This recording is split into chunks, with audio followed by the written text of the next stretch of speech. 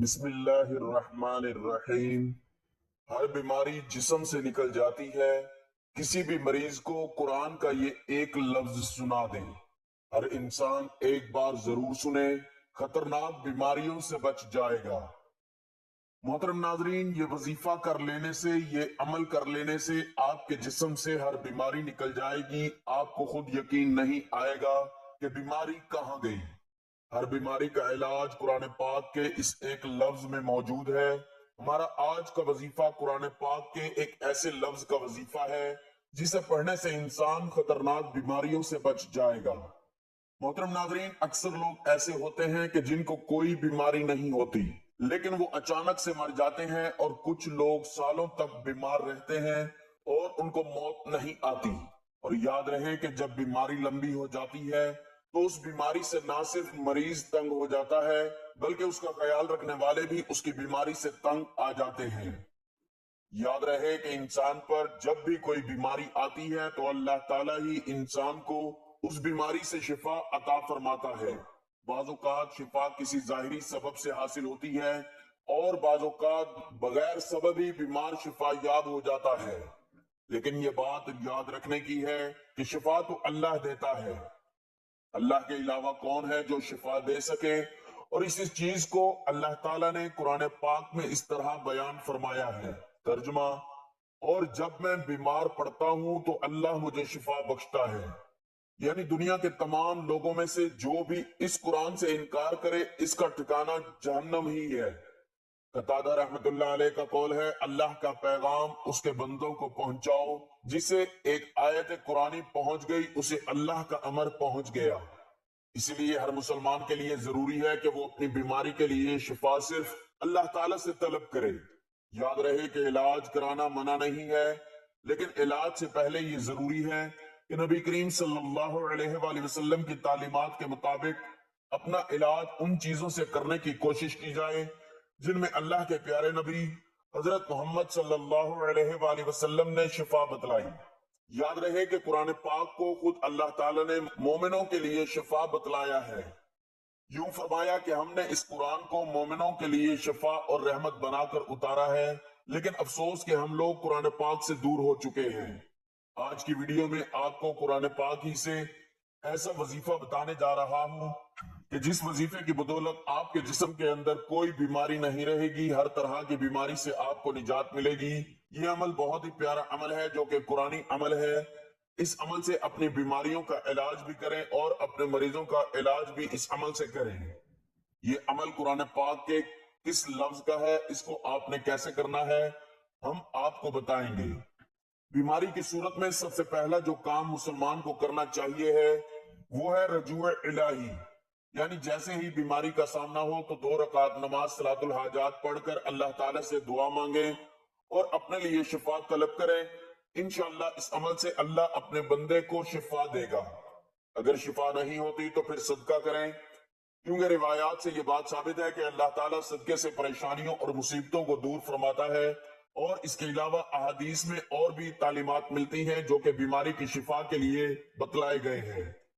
مثلا شہد کا استعمال کرنا، آب زمزم وغیرہ استعمال کرنا، علاج کے ساتھ ساتھ اپنے لیے اللہ تعالیٰ سے دعا کے ذریعے شفا طلب کرنی چاہیے۔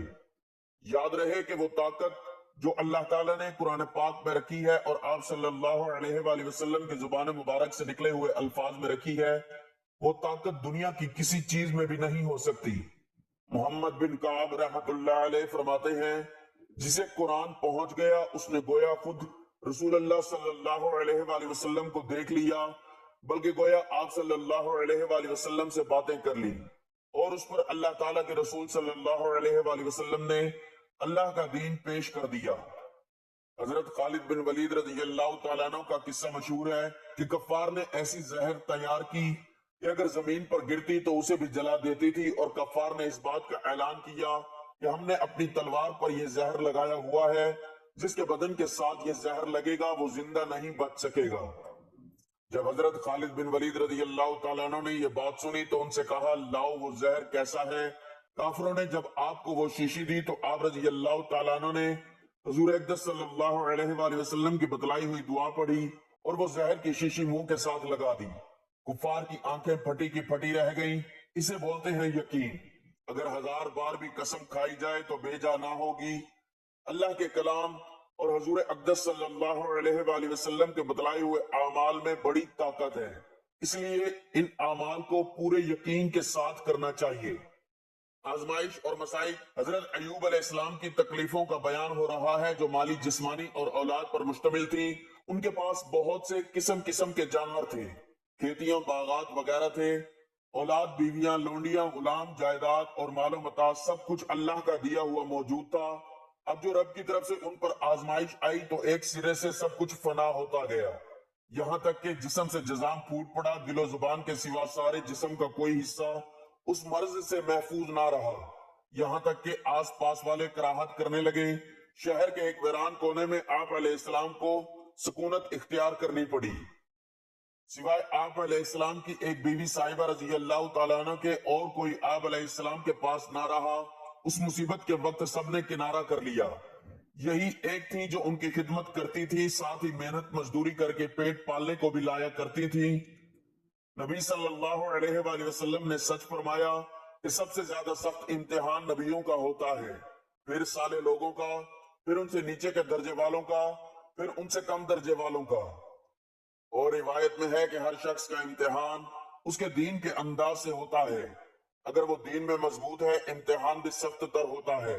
अयूब अलैहिस्सलाम बड़े ही साबिर थे, यहाँ तक कि सब्र अयूब जुबान जिद आम है।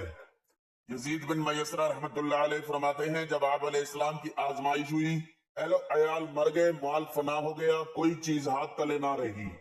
आप अलैहिस्सलाम अल्लाह के जिक्र में और बढ़ गए, कहने लगे, ऐ तमाम पालने वालों के पालने वाले, तूने मुझ पर बड़ा एहसान किया, माल दिया, औलाद दी। इस वक्त मेरा दिल बहुत ही मशगूल था। अब तूने सब कुछ लेकर मेरे दिल को उन फिक्रों से पाक कर दिया। अब मेरे दिल में और तुझ में कोई हाइल ना रहा, मगर मेरा दुश्मन इब्लीस तेरी इस मेहरबानी को जान लेता तो वो मुझ पर बहुत ही हसद करता। इब्लीस लईन इस कौल से और इस वक्त की इस हमद से जल भुन कर रह गया। आप अलैहिस्सलाम की दुआओं में ये भी दुआ थी, ऐ अल्लाह, तूने जब मुझे तमंगर और औलाद और अहलो अयाल वाला बना रखा था तो खूब जानता है कि इस वक्त मैंने ना कभी गरूरत तकब्बुर किया, ना कभी किसी पर जुल्म सितम किया। मेरे परवरदिगार, तुझ पर रोशन है कि मेरा नर्म गर्म बिस्तर तैयार होता और मैं रातों को तेरी इबादत में गुजारता और अपने नफ्स को इस तरह डांट देता कि तू इसलिए पैदा नहीं किया गया। तेरी रजामंदी की तलब में मैं अपनी राहत और आराम को तर्क कर दिया करता। हजरत एहसन और कतादा रहमतुल्लाह अलैहिम फरमाते हैं, 7 साल और कई माह आप अलैहिस्सलाम बीमारी में मुब्तला रहे। बनु इसराइल के कूड़े फेंकने की जगह आप अलैहिस्सलाम को डाल रखा था, बदन में कीड़े पड़ गए थे। फिर अल्लाह ने आप अलैहिस्सलाम पर रहमो करम किया, तमाम बलाओं से निजात दी, अजर दिया और तारीफें की। वहाब बिन मंबर रहमतुल्लाह अलैह का बयान है कि पूरे 3 साल आप अलैहिस्सलाम उस तकलीफ में रहे, सारा गोश्त झड़ गया था, सिर्फ हड्डियां और चमड़ा रह गया। आप अलैहिस्सलाम दुख में पड़े रहते थे। सिर्फ एक बीवी साहिबा थी जो आप अलैहिस्सलाम के पास थी। जब ज्यादा जमाना गुजर गया तो एक रोज अर्ज करने लगी कि ए नबी अलैहिस्सलाम, आप अलैहिस्सलाम अल्लाह से दुआ क्यों नहीं करते कि वो इस मुसीबत को हम पर से टाल दे। आप अलैहिस्सलाम फरमाने लगे, सुनो, 70 बरस तक अल्लाह ताला ने मुझे सेहत और आफियत में रखा, तो अगर 70 साल तक मैं इस हालत में रहूं और सब्र करूं तो ये भी बहुत कम है। अयूब अलैहिस्सलाम सब्र का पहाड़, साबित कदमी का नमूना थे। अल्लाह के लिखे पर, उसके इम्तिहान पर इंसान को सब्र बर्दाश्त करनी चाहिए। ना जाने कुदरत दर पर्दा अपनी क्या क्या हिकमतें दिखा रही है। अब हम चलते हैं अपने अमल की जानिब, जो कि कुरानी अमल है और हर बीमारी से शिफा के लिए बहुत ही मुजरिब है। इस अमल की बरकत से इंशाअल्लाह आपके जिस्म की बीमारी से आपको निजात मिलेगी और हर बीमारी से आपको शिफा हासिल होगी। डॉक्टरों के पीछे भागने से पहले इस अमल पर यकीन रखना जरूरी है। इंशाअल्लाह आपको डॉक्टरों के पास जाने की जरूरत नहीं पड़ेगी। इस लफ्ज में कुरान पाक की एक आयत में ऐसी ताकत है कि जिससे हर बीमारी अल्लाह के हुक्म से खत्म हो जाएगी। ये आयत जिसका हम आपके लिए अमल लेकर आए हैं, ये आयत सूरत इनाम की आयत नंबर 17 है। ये सूरत अव्वल से आखिर तक एक मुतय्यन नस्बुल ऐन की तरह बढ़ रही है। ये कि अल्लाह ताला ही खालिक है, वही मालिक है, وہی قدرتوں والا ہے اور وہی بادشاہ اور قہار ہے، وہی پوشیدہ چیزوں اور غیب کا جاننے والا ہے۔ وہ جس طرح رات و دن کو گردش دے رہا ہے اسی طرح وہ دلوں اور دماغوں کا بھی پھیرنے والا ہے، اس لیے اس کو تمام لوگوں کی زندگیوں پر حاکم ہونا چاہیے۔ لوگوں کی زندگیوں میں امر و نہی کا اختیار صرف اسی کو ہونا چاہیے، کوئی حکم اور کوئی قانون اس کے حکم اور قانون کے سوا نہ ہوگا۔ حلال و حرام کے تعین کا اختیار بھی صرف اسی کو ہے، اس لیے کہ یہ تمام امور اللہ کی الوہیت کے عناصر ترکیبی ہیں، لہذا لوگوں کی زندگیوں میں ان کے بارے میں تصرف صرف اللہ کر سکتا ہے، اس کے سوا نہ کوئی خالق ہے، نہ کوئی رازق ہے، نہ زندہ کرنے والا ہے اور نہ مارنے والا ہے، نہ نفع دینے والا ہے اور نہ نقصان دینے والا ہے، نہ کوئی داتا ہے اور نہ کوئی مانع ہے، غرض نہ اللہ کے سوا کوئی بھی کسی کے لیے یا اپنے لیے نفع و نقصان دینے والا ہے، نہ دنیا میں اور نہ آخرت میں۔ ناظرین، آج کے وظیفے کی جانب چلتے ہیں۔ سورۃ انعام کی آیت نمبر 17 جو کہ آپ نے اس وظیفے میں پڑھنی ہے، اور قرآن مجید کا ایک لفظ بھی آپ نے ساتھ پڑھنا ہے۔ اس آیت کو غور سے سن لیجئے۔ وَإِن يَمْسَسْكَ اللَّهُ بِضُرٍّ فَلَا كَاشِفَ لَهُ إِلَّا هُوَ وَإِن يَمْسَسْكَ بِخَيْرٍ فَهُوَ عَلَى كُلِّ شَيْءٍ قَدِيرٌ، اور اگر اللہ تجھے کوئی تکلیف پہنچائے تو اس کے سوا اور کوئی دور کرنے والا نہیں، اور اگر تجھے کوئی بھلائی پہنچائے تو وہ ہر چیز پر قادر ہے۔ یعنی نفع و ضرر کا مالک، کائنات میں ہر طرح کا تصرف کرنے والا صرف اللہ ہے، اور اس کے حکم و قضا کو کوئی رد کرنے والا نہیں۔ ایک حدیث میں اس مضمون کو اس طرح بیان کیا گیا ہے: جس کو تو دے اس کو کوئی روکنے والا نہیں، اور جس سے تو روک لے اس کو کوئی دینے والا نہیں، اور کسی صاحب حیثیت کو اس کی حیثیت تیرے مقابلے میں نفع نہیں پہنچا سکتی۔ نبی صلی اللہ علیہ وآلہ وسلم ہر نماز کے بعد یہ دعا پڑھا کرتے تھے: وہ اپنے بندوں پر قاہر و غالب ہے، سب کی گردنیں اس کے سامنے پست ہیں، سب بڑے اس کے سامنے چھوٹے ہیں، ہر چیز اس کے قبضے اور قدرت میں ہے، تمام مخلوق اس کی تابعدار ہے، اس کے جلال، اس کی کبریائی، اس کی عظمت، اس کی بلندی، اس کی قدرت تمام چیزوں پر غالب ہے، ہر ایک کا مالک وہی ہے، حکم اسی کا چلتا ہے، حقیقی شہنشاہ اور کامل قدرت والا وہی ہے، اپنے تمام کاموں میں وہ باحکمت ہے، وہ ہر چھوٹی بڑی چھپی کھلی چیز سے باخبر ہے، وہ جسے جو دے وہ بھی حکمت ہے اور جس سے جو روک لے وہ بھی حکمت ہے۔ اس آیت کا یہ عمل ایسا مجرب عمل ہے کہ جس سے آپ کی انشاءاللہ ہر بیماری دور ہو جائے گی۔ اس عمل کا طریقہ یہ ہے کہ آپ نے اس آیت کو صبح کے وقت 21 مرتبہ پڑھ کر مریض کے اوپر دم کر دینا ہے۔ اگر مریض خود پڑھ کر اپنے اوپر دم کرے تو زیادہ بہتر ہے، ورنہ کوئی بھی اس آیت کو پڑھ کر مریض کے اوپر دم کر سکتا ہے، اور اسی آیت کو آپ نے 21 مرتبہ شام کے وقت بھی پڑھنا ہے اور مریض پر دم کر دینا ہے۔ اس عمل کو شروع کرنے کے بعد آپ ملاحظہ کریں گے کہ مریض کی حالت بہتر ہونا شروع ہو جائے گی، اور انشاءاللہ آہستہ آہستہ آپ کے مریض کی بیماری ختم ہونے لگے گی۔ سب سے پہلے آپ نے حضور پاک صلی اللہ علیہ وآلہ وسلم کی ذات اقدس پر درود پاک کا نذرانہ پیش کرنا ہے۔ درود پاک آپ کوئی سا بھی پڑھ سکتے ہیں، ایک بار ثواب کی نیت سے میرے ساتھ بھی درود پاک پڑھ لیں۔ اللہم صلی علی محمد وعلی آل محمد کما صلیت علی ابراہیم وعلی آل ابراہیم انک حمید مجید۔ اللہم بارک علی محمد وعلی آل محمد کما بارکت علی ابراہیم وعلی آل ابراہیم انک حمید مجید۔ درود پاک پڑھنے کے بعد آپ نے یہ آیت 21 بار پڑھنی ہے۔